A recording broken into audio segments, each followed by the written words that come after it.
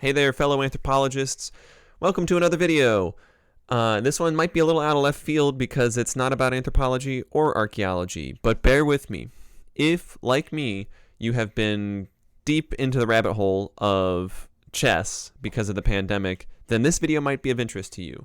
Over the last few months, I've been watching streamers, I've been playing a few games, I've been studying games. I mean, I even on my phone have, both the lightchess.org and or Lichess, however you say it, and chess.com, and I'll watch games whenever they're on. But mostly I've been solving puzzles, at least over the last few months. I haven't played a whole lot of games, but that's mostly because this past academic year has been very stressful, and I've found playing chess to be very stressful. So I tried to limit the number of games I've played.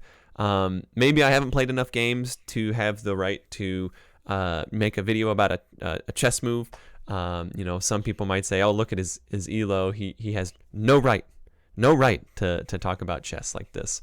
But here I am, and it's what I've been doing, and I've been enjoying it. Recently, I've been studying a particular chess move with the intention of trying to find new or novel moves that haven't really been played, either haven't been played a lot or are new moves, at least at top level games. So that's sort of been my goal. And the idea was to basically have a birthday present for my wife.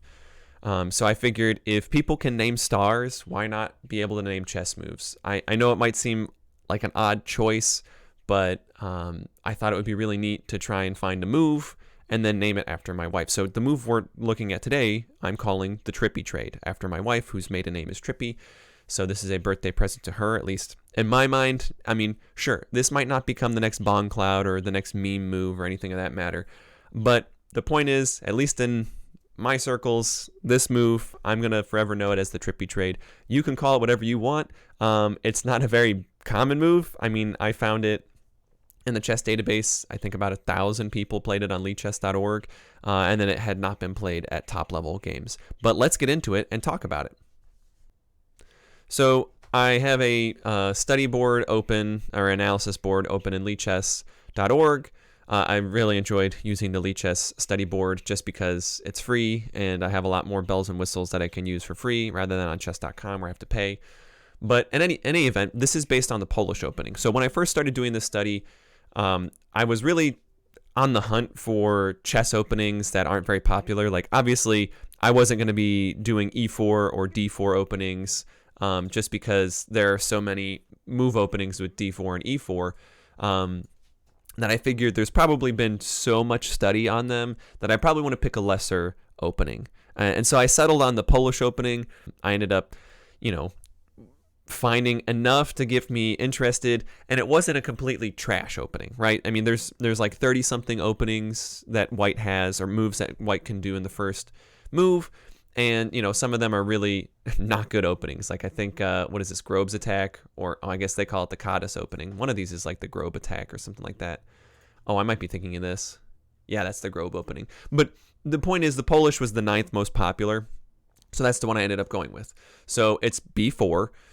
So I ended up actually ordering in Russian, because I can read and speak a little Russian.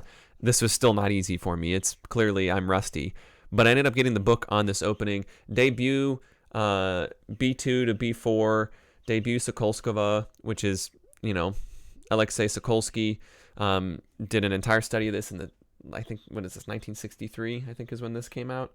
And so I really dove deep into this opening. So there was a lot of opening theory for b4, but a lot of that opening theory did not revolve around this particular move, and I suspect that's because it's not a super optimal move. Most of the time when I was looking at, the b4 Polish opening, orangutan is also a name. I think Sokolsky is another common name for this opening. A lot of the times the most common move was e5. This is sort of a natural move because you're targeting that b4 pawn because it's just kind of hanging out on its own. It's undefended by people.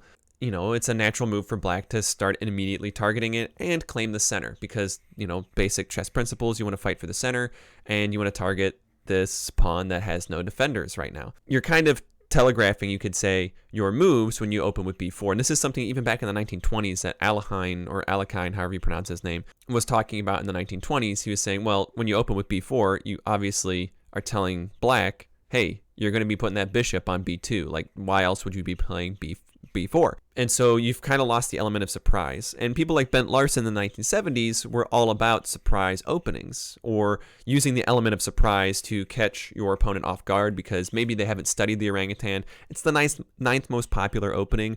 It may seem pretty high, but really, the top 4 or 5 openings dominate like 80% of all of chess openings. So this one's really not as common as you'd think. So the idea is you're surprising the opponent, right? Or at least that's what I thought when doing research on this opening. But unfortunately, it's, within the first couple of moves, you've already lost the element of surprise because someone can naturally say, oh, hey, I'm going to target that b4 pawn with my bishop. And then if you do nothing, you take it. And then this is what's known as the exchange variation. I believe it's also known as the Maybaum gambit. But so you end up trading your E pawn for the B pawn. And it might seem like, at least in this stage, that white has the advantage because you've just lost your E pawn. But things can quickly change when you develop the knight f6. You've basically lost all momentum with this surprise tactic, right? At least from what I could tell researching this opening, it seemed to me a lot of the games that b4 was used, you're pretty much trying to catch your opponent off guard. And of the few videos that I saw, like I think Eric Rosen did a video about the orangutan opening. I found a couple other not grandmasters, but titled players talking about the Polish opening. And oftentimes it was discussed in that context of surprise. And so basically we're already on, move 3 here, or we're about to have move 4, and the element of surprise is lost. Black has already developed more pieces than white. I mean, look, you've got a bishop in the center of the board. You've got nothing claiming the center. You're going to have to move this bishop back because, the whole point of this bishop moving up here was to take this pawn on g7, which would target the rook. But you've essentially interposed your knight onto f6, shutting down that attack. Most people in this situation are going to play moves like c4, which is what a lot of the mainline from Sokolsky recommends.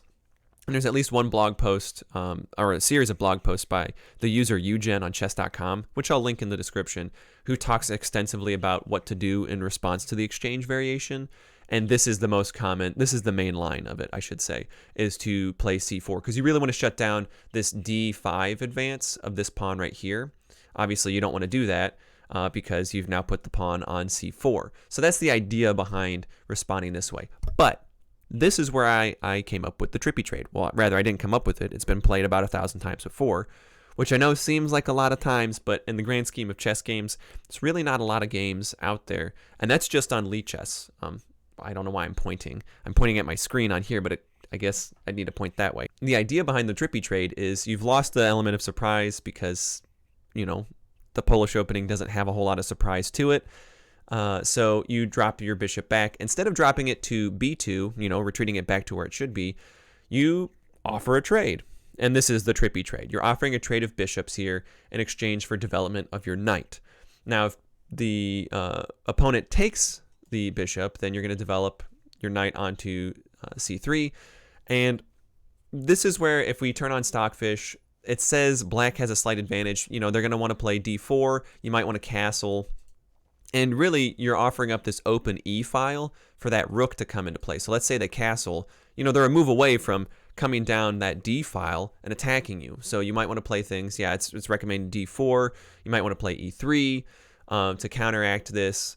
So the idea behind the Tripi trade is you've sort of kind of equalized things, right? You've eliminated 2 pawns and you've eliminated 2 bishops, each opponent's bishop and pawn. So technically speaking, at least in material, everything is equal. So you've equalized things in a situation where, moments ago, things were not equal. You had more development, and even though it says things are favored for white here, most of the games I looked at, white was not winning. Generally speaking, the Polish opening after the exchange variation is not very good for white. Since this is the most common, main line, I guess you could say, most often played version of the Polish opening, I thought, well, if you're already, playing against the wall after trying to surprise your opponent and they're not surprised, I thought, yeah, the Trippy trade would be a novel approach. And so if they take, you develop, and then you might play e3, or I guess you could say they're going to play d4, d5, you play e3, they're going to push forward, you're going to have to expose the king. So really, if they play d5, I would recommend shutting that down as fast as possible. They're going to counterplay with this. You're going to want to develop this way. You're going to get your knight pinned. Lots of things can happen with this gameplay. So it's really risky. And this is something that I saw through and through time and again with, Sokolsky back in the 60s and Eugen, who I think 2014 is when he talked about the analysis. Really, the Polish opening is kind of risky if you haven't studied it, because there's a lot of ways that white can get tripped up, because obviously you're not immediately fighting for the center. You're taking a risk by going b4. So, might as well just keep being risky. At least, I'm channeling the spirit of Bent Larson here of, taking risks and trying new novel approaches to things. But let's say, certainly if I was playing this and I didn't know anything about the Trippy trade, I'd see that and be like, oh, they want to offer a trade this early in the game. A lower level player, someone who's less than, a titled player. So like, let's say in the teens, like 1,000 to 2,000, they might not want to initiate that trade. They might say, I'm going to drop back, which could happen. So you're going to still develop, that e3 pawn. They're going to come in with d5. You counteract with this way. They're going to castle more likely than not, but they've blocked in their e-file with the bishop retreating. And so you've got the opportunity to come in here. And what you want to be careful of if they decline the Trippy trade is this knight hopping in and attacking your bishop on c3. So you want to shut that down with the knight to d2, which kind of protects this square, kind of, not really, because you've still got this d pawn to worry about as well. And you've got ideas to bring this bishop in and start forming another laser beam on this diagonal, developing your knight and then castling. Obviously, you're delaying castling here. Like this is one of the reasons why the Polish opening is not like considered a top tier move, but it's just common enough that I thought, hey, let's explore this opening. I will share the blog post I made about the Trippy trade. I'll also share the Lichess study that I put together on this as well. Is it the best move? Probably not. In lower level games, I think you could probably definitely get away with the Trippy trade because it's catching them off guard. They're not prepared for it. They haven't studied up. Probably looking at this of, oh, hey, things are equalized, but the number of moves that you have is very limited, at least logical moves. You might get some people, you can see here, castling is a natural one, d5 is a natural one. These are also the top two moves. I would say, like, if you're black and you're not playing these two moves, then you're really not playing the best moves possible to counteract the Trippy trade. Go ahead and try it. I mean, you're experimenting anyway with the Polish opening. Nobody, at least as far as I could tell, nobody playing the Polish opening was playing it because they were trying to be like serious and win all the time. It was more about novel approaches, experimentation. The reason it's called the orangutan is because Tartakower, Polish player back in the 20s, went to the Brooklyn or Bronx Zoo, claimed the orangutan, told him to play b4, and so he decided, I'll play it. So that's the kind of opening we're dealing with here. So don't take it too seriously when a low elo player is suggesting you trade bishops on move, 4, to kind of spice things up in your opening. That's going to do it for this video.